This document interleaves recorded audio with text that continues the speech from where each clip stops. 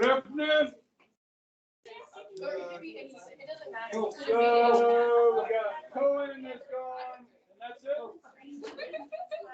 Yes. They had the equal amount of mass, and helium was 5 times lighter. No, it wasn't.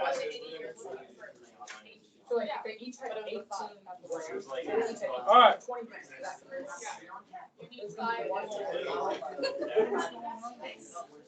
Chemistry.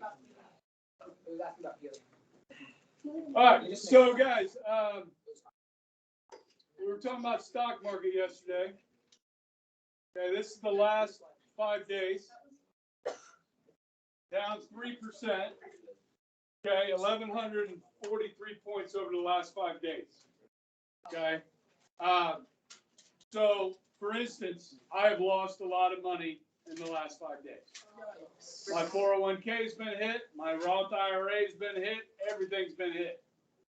Okay, so look, if you go into a system like this, you're going to have ups and downs. Now, I was curious.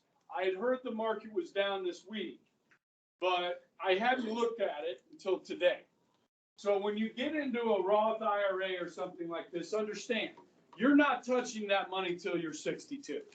Now, you can determine how much risk you put in the market. There is a risk in general being in the market. Okay, certain stocks are more risky than other stocks. Okay, bonds tend to be less risky than stocks, but you don't get the type of return.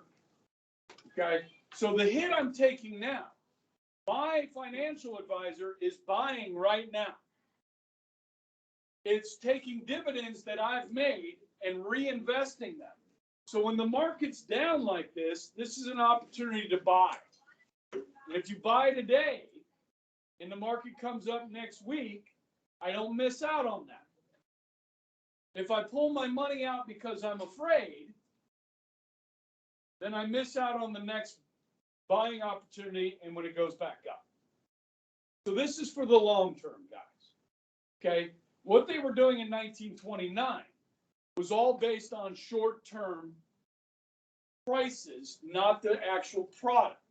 Because as we talked about last week, the slowdown had already begun in 1927, where they had too much inventory. Remember, more production than wages. Wages went up, but production went up even more. So we were producing more goods than we could physically buy based on our wages. So people were, and the stock market kept going up. So people were looking at the price of the stocks and not actually at the value of the product, which is the business climate. Okay. And so ignoring that, thought I had it up. Sorry, Lily. I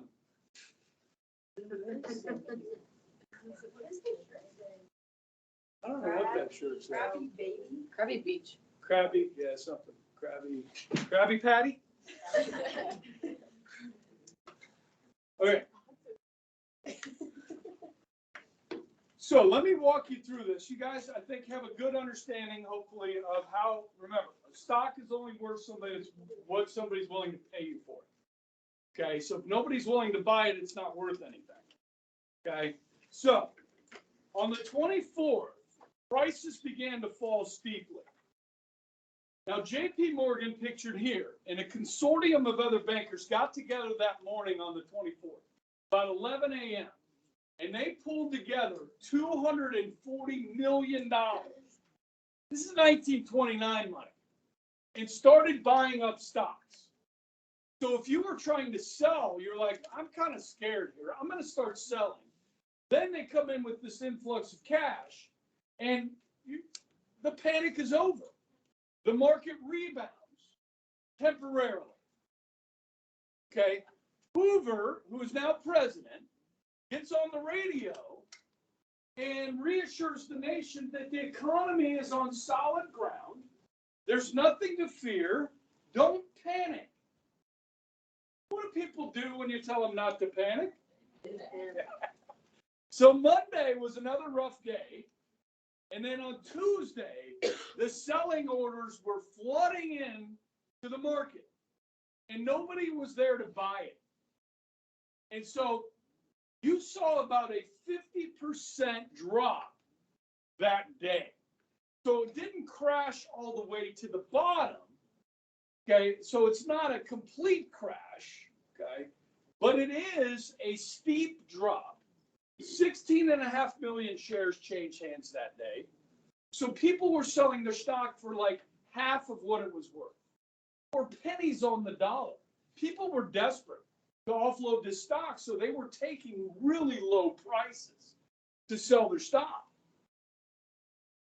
And this devastated many people. Now remember, it's not like today where about half the population is in the market because of 401ks, okay? Not everybody was in the market. So this is going to hurt the wealthy more than it will hurt anybody else.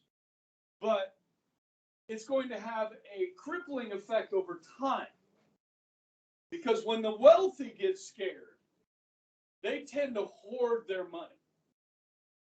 And so when they're not spending, investing, reinvesting, that affects everybody beneath them. Okay? So let me give you some statistics here. U.S. Steel was seen as the backbone of the U.S. economy.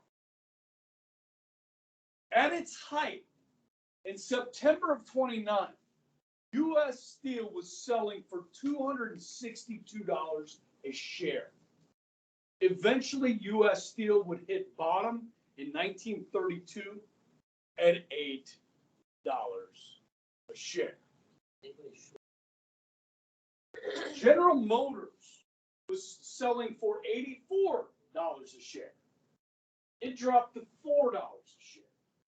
Montgomery Ward, which is the first Sears, they had the catalog, like a Sears catalog, selling for over $100 a share, fell to $8 a share. Okay, now, like I said, this didn't all happen overnight. So this graphic on the next page,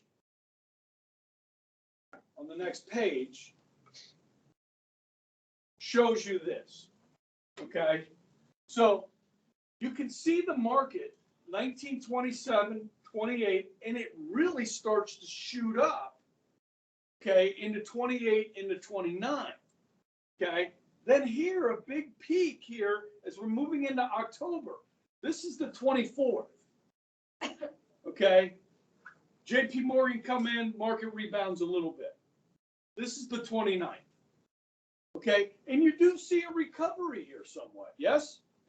But the trend up and down is always down. And so by mid-1932, early 1932, the market hit its bottom. Okay. Now, if you're an investor and you're trying to make money, get rich quick, that sort of thing, okay, day trading, this is kind of your psychological roller coaster. You put your money in because you're optimistic. The value of your stocks start to go up. You're excited. You're thrilled. Euphoria. Wow, I'm a really smart investor. I'm good at this. Then it starts to go down. You're a little bit anxious. This isn't really happening, is it? Denial, fear, desperation, panic. Then you give in, capitulate, you're despondent. Then the market starts to come up. You're still depressed because you lost a lot of money. But now there's hope, relief. We're back in the red. Okay, things are good, or in the black, right? In the black, yes. And so this is what you do. This is why I don't watch the market every day. I mean, you just don't. Why would you put yourself through that? I'm not going to touch the money till I'm 62 anyways. You know what I mean? It's just going to make you depressed. Okay? And give you feelings that you're really smart when you're not. Kidding. Okay. So this is the scene outside the New York Stock Exchange on the 29th. Okay? And I've got a little video here I want to play for you. I'll pull it up. This is on the stock market crash.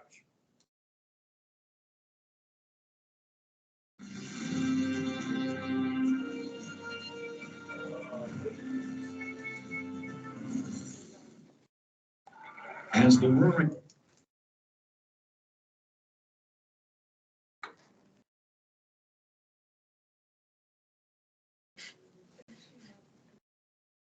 Come on.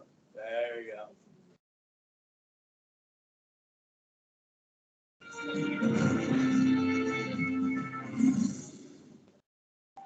As the roaring 20s were drawing to an end, so too was an era of relative prosperity for many Americans. As early as 1926, the construction of new housing had decreased. Businesses had too much inventory and too few buyers. Nevertheless, an optimistic America wanted to believe that the good times would last forever, pointing to fortunes that were being made on the stock market. Even people with little money to spare wanted in on the action, and stockbrokers readily agreed to sell shares on margin, where they would lend citizens money to buy stock. These investors figured the stock's price was bound to go up and up, allowing them to pay back the stock's original price tenfold. The constantly rising price of stocks cast a spell over the nation. Noon-hour traffic stood still as people eagerly awaited news of their improved finances. Even distinguished Yale University economist Herman Fisher made a bold speculation. The nation is marching along a permanently high plateau of prosperity. But the simple fact was that the price paid for many stocks was unduly out of proportion to the actual profitability of the companies who issued them, creating the illusion of increased value.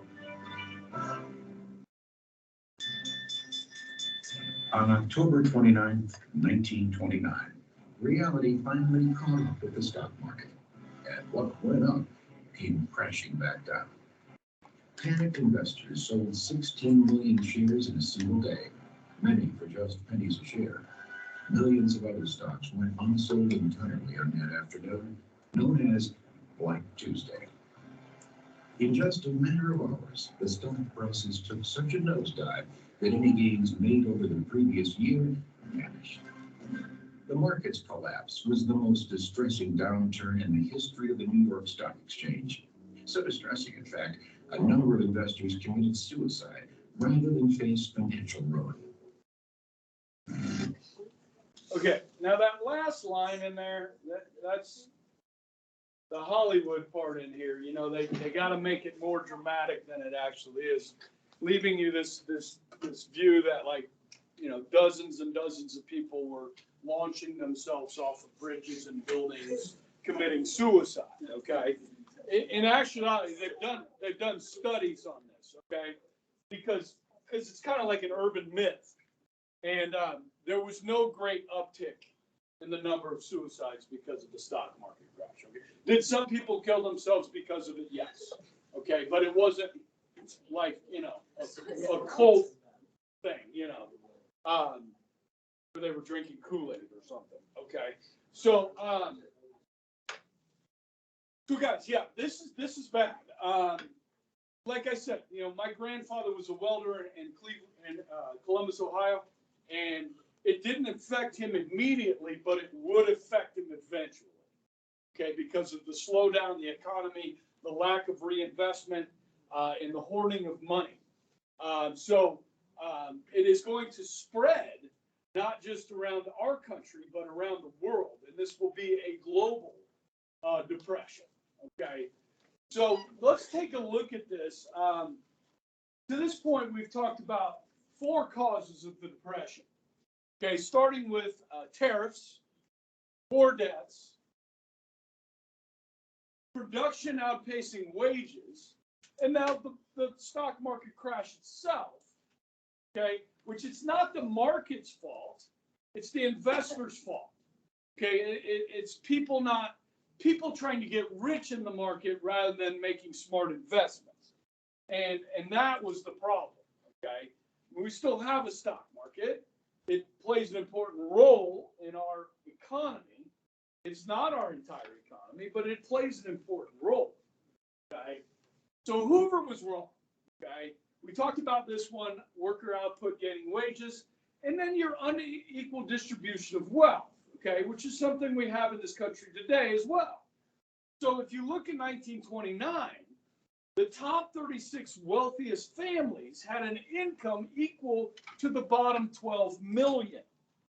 So the bottom 12 million Americans were averaging an income of about $1,500 a year, where the cost of living was about $2,000 a year. So if you're living under the cost of living, you're said to be living in what? You're living in poverty, okay? And so there's about 120 million people in the country at this time.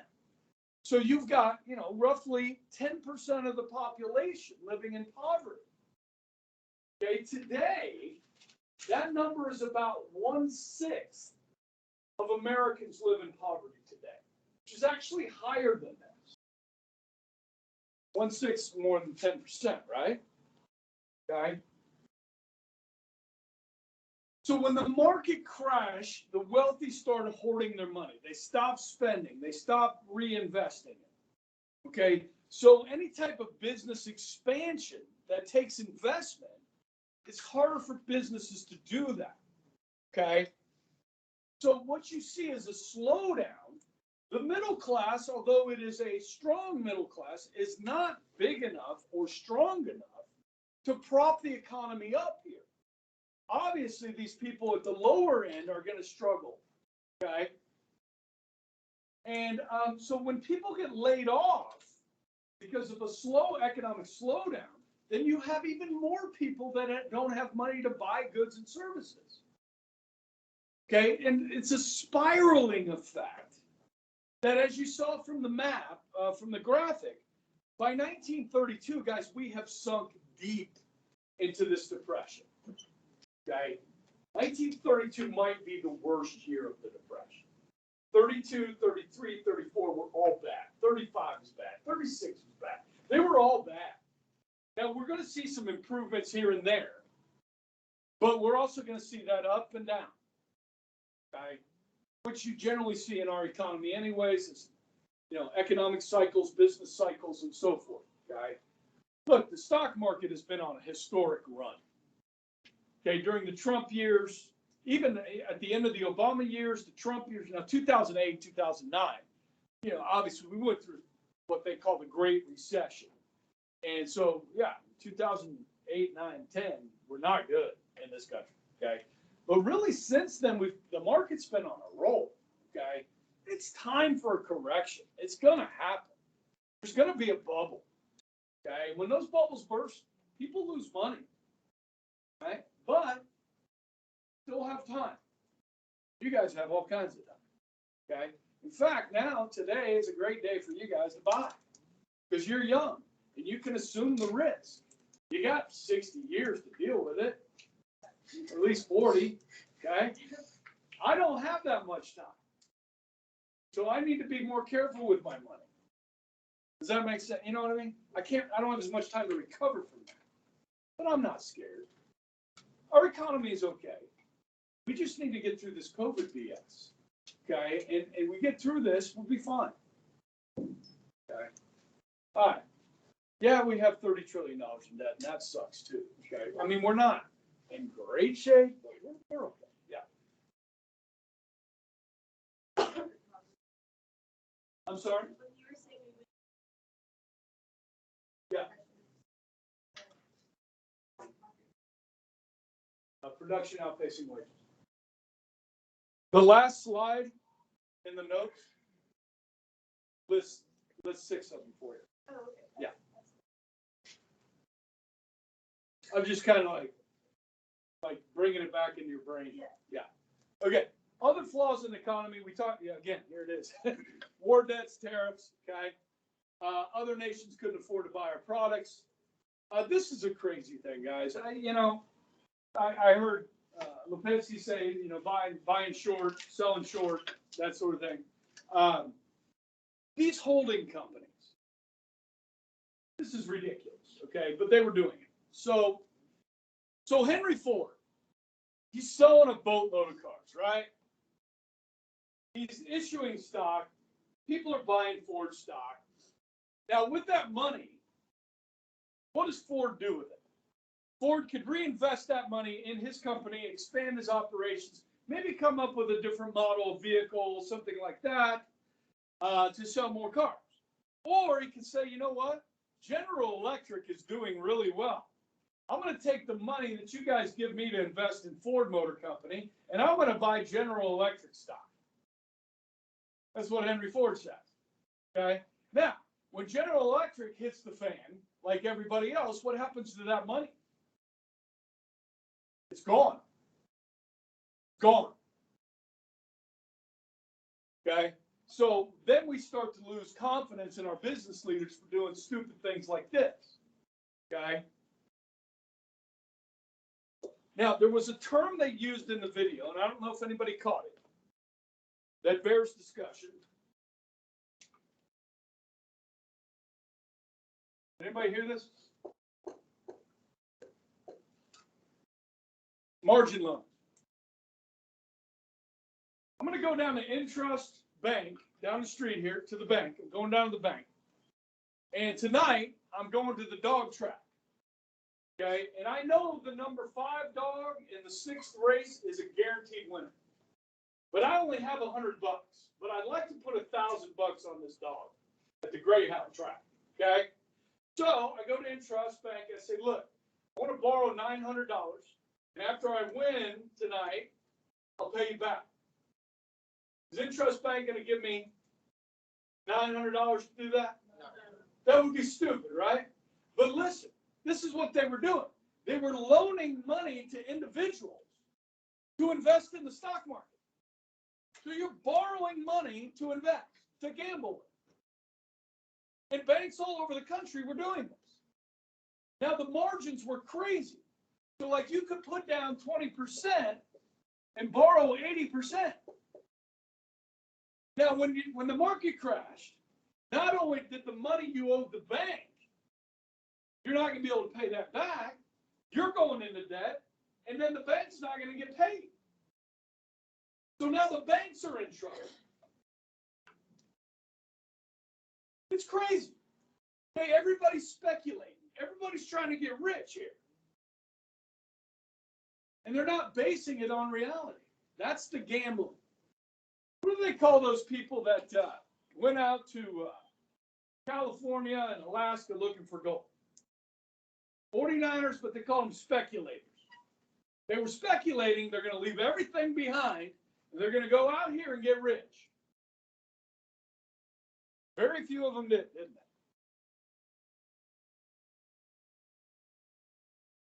they? That's what people were doing, okay?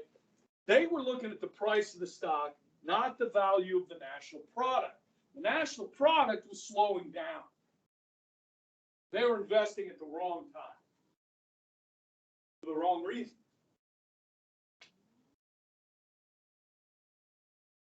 Legalize gambling. Right. You guys know who Clay Travis is? Any of you guys follow Clay Travis on Twitter or anything? He's like a sports guy. Okay. He posted a graphic on his Twitter account yesterday. Because, sports gambling has become a huge industry, right? So many people might do that. I don't recommend it, but I like to keep what I earn instead of gambling it. But the stocks of these companies that do sports gambling, they've all went. What's happened to the cryptocurrencies? Okay. I can't even explain crypto to you. I don't even know what that is. But it's a thing.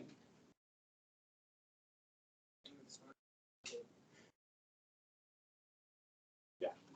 It's fake. It's literally not real.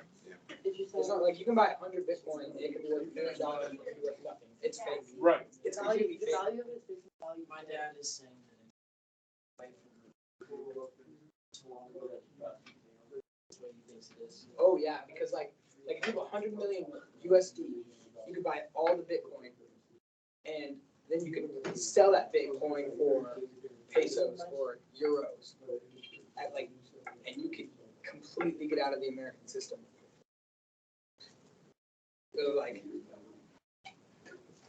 money laundering goes hard. Okay. All right. Next thing, guys, and I apologize. Some of this stuff is kind of dry and depressing. Let's talk about Herman Hoover. Hoover. Okay. At the age of about 8, Herbert Hoover's parents both passed away. He was an orphan, okay? He was raised by an aunt and uncle. But Hoover showed a lot of promise in school. He was very smart. So Hoover put himself through Stanford.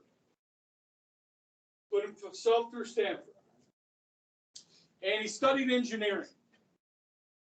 Okay, so Hoover's nickname as president is the Great Engineer. We've only had 2 presidents that were engineers. Jimmy Carter and Herbert Hoover. Both of them by historians are seen as horrible presidents. So what's the moral of the story? Don't elect an engineer. Okay? They're really smart people, but they have no common sense. I married one. I know this. That's why we're such a good couple. Because I'm not very smart, and I have lots of common sense. So we balance each other out really well. Now listen, Hoover leaves Stanford, graduates with engineering, starts his own company. It's actually a mining company, and he becomes a multi-millionaire. Now, you also have to understand, Hoover is a very deeply religious man. He is a Protestant, okay, and not to the fundamentalist nature of a Billy Sunday, those 2 of you that did the homework assignment. That's it. Hope you all do good on the test. Yeah, they're all optional. Except the math. I didn't even know there was. Yeah, it's there on Canvas. Basically, all the tests can make your entire grade. Yeah. You do good on the test or you bow and make up for it. Yes, sir. But you do have the 2 projects that can help you out too. Okay, now, so Hoover, during World War I, okay, he set up aid camps for victims of the war with his own money. Like, he took his own millions over there, fed people, set up medical facilities for victims of the war, and so forth. So we're talking about a good human being here, okay? That is a self-made man. And so that's where he's coming from. So when you look at Hoover and his response to the Depression, you got to understand who you're dealing with here as a human being. Now, he is hammered by historians. Okay, I saw Mr. Johnson back there doing this.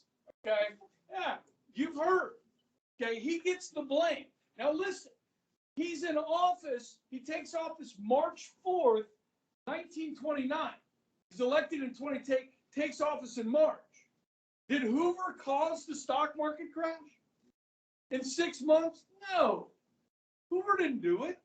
Okay, but it's his response that he gets criticized for. Okay, so when you look at this, Hoover calls on cities, he calls on states, charities to help those that are hurting. Okay, he calls business leaders in, says, look, you guys need to keep wages up so we have a strong middle class so we can work our way out of this economic situation. Now, they wanted to cut taxes because you think about the people that are working, if they get to keep a little bit more of what they make, they can spend it, get the economy moving again. But remember, by 1924, the wealthy tax rate was 25%. It was already low. There's not a lot of movement there. So this income tax cut is not going to make a big difference.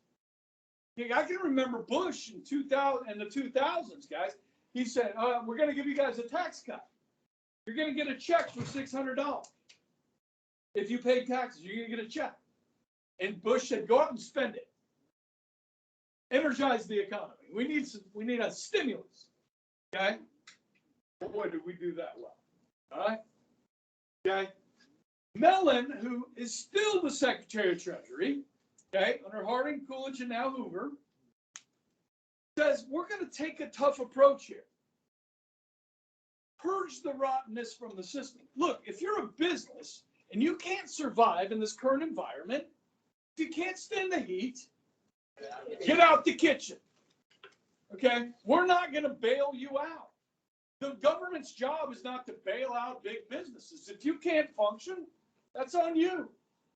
Okay, so you're not going to see a lot of help coming from the federal government. Guys, this is 1929. The federal government just doesn't do that much. The relationship that people have with the federal government in this country in 1929 is this. There's a post office. That's the federal post office in my town. That's our oh, there's a soldier wearing a uniform. He's in the U.S. Army. That's the United States government. They don't really do much else. We don't have an interstate highway system at that point. We haven't done rural electrification. The federal government just doesn't do much. Okay, so Hoover's response here is, hey, states handle this, cities, charities handle this. It's not the role of the federal government. Okay, and of course he's going to be criticized for that. Okay, especially because we're going to have the other party say, look, the government needs to do more to help people. Okay, so he will face criticism.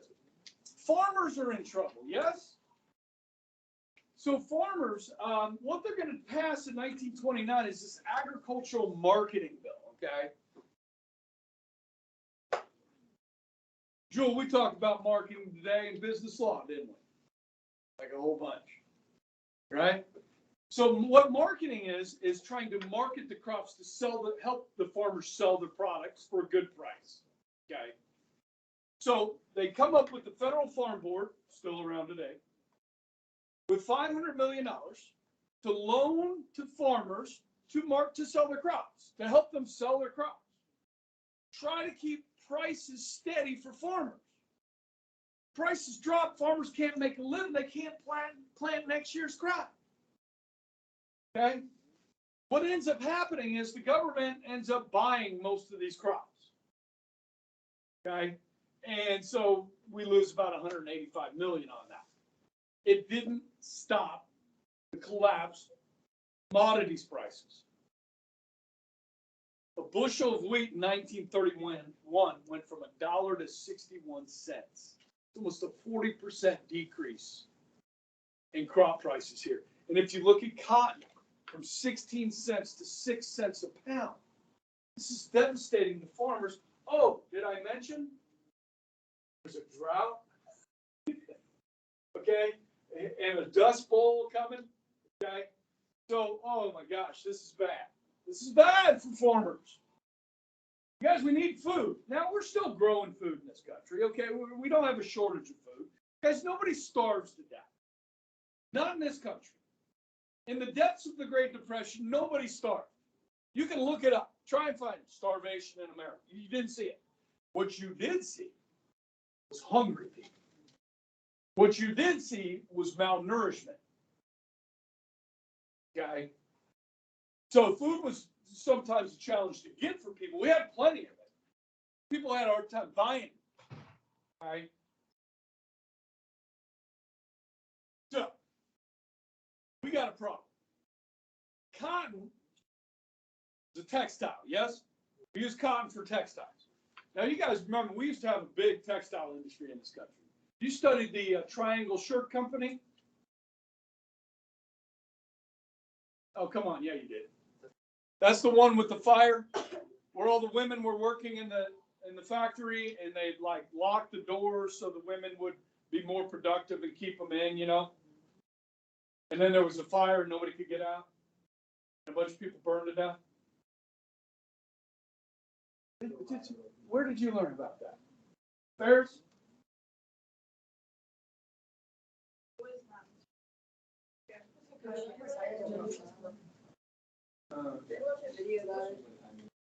Okay. Well, good for your middle school teacher. Was that Kenton? Surprisingly. Okay. Okay. All right. Well, anyhow, guys, this is kind of a famous thing from back then. Guys, we have a lot of textile industry in New England. Okay. But guys, the price of cotton. Okay. And then what we're getting is cheap textiles coming in from other countries, competing with our textile industry. So Hoover goes to Congress and he says, Congress, can we revise a revision on the textile industry to give protection to our textile industry? So put tariffs on foreign textiles coming in. Okay? You with me? Understand that? A limited revision on the textile tariff. Okay?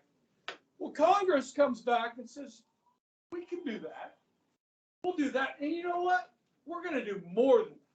We're going to really protect our industries. They're going to pass something called the Holy Smoot Tariff.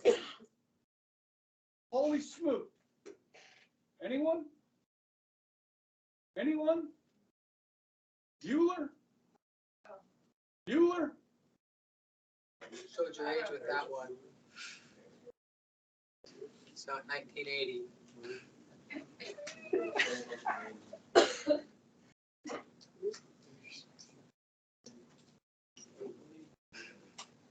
The show. Dylan's delivery is always fresh because we check our produce at every stop. Adams, You can have 2 pounds. Adam Lee, Here. Adamowski, Adamson, Here. Adler, Here. Anderson, Anderson, here, Bueller, Bueller, Got the record. Bueller, Bueller, He's sick. My best friend's sister's boyfriend's brother's girlfriend heard from this guy who knows this kid is going with the girl who saw Ferris pass out at 31 Flavors last night. Guess it's pretty serious. thank you, Simone. No problem whatsoever. Fry. In 1930, the Republican-controlled House of Representatives, in an effort to alleviate the effects of the, anyone, the Great Depression, passed the, anyone, the tariff bill, the Hawley-Smoot Tariff Act, which anyone raised or lowered, raised tariffs in an effort to collect more revenue for the federal government. Did it work? Anyone? Anyone know the effects? It did not work, and the United States sank deeper into the Great Depression. Today, we have a similar debate over this. Anyone know what this is, class? Anyone? Anyone? Anyone seen this before? Laffer curve. Anyone know what this says? Is this It what you says see? that at this point on the revenue curve, you will get exactly the same amount of revenue as at this point. This is very controversial. Does anyone know what Vice President Bush called this in 1980? Anyone? Something DOO economics. Voodoo economics. Okay. Guys, there's an interesting story behind this, other than the Holy Smoot Tariff Act, okay? This is Ben Stein, okay? He's a Hollywood actor. He did dry eye commercials for a long time, like, Visine, dry eye commercial. And he had a show on Comedy Central called Win Ben Stein's Money. See, he's not just a Hollywood actor. He's a Harvard-educated economist. And so when they cast him for this role in the movie Ferris Bueller's Day Off, which if you're a high school student and you haven't seen this movie, you should see this movie, okay? And they just told Ben Stein, they said, look, just talk about something really boring. We'll have the students out there in a trance, okay? And we'll cut the clip, okay? And so he just chose to talk about the Hawley Smoot Tariff Act, okay, in this movie. And so many years later, here I am showing the clip, okay? But Ben Stein's a really smart guy. And he's right. I mean, this had a devastating effect on our economy. So we did the tariffs early on, okay, to protect ourselves from Canadian farmers, okay? And then we did some with industrialists. Then Hoover asked just for a revision to help the textile industry. And Congress comes back with tariffs on thousands of items, okay, which is going to completely clog international trade. Within 17 months of this legislation, trade is cut in half, which means exports from the United States, which food, again, is the biggest export, our farmers again struggle even more because they can't sell the crops they're producing, okay, not for a profit. So when this again, guys, when I brought up Trump the other day and China, okay, again, guys, these are the debates we need to have. Do we have a more of a protectionist system where we try and create more manufacturing in the United States with good paying blue collar jobs here, like we do with aircraft, okay?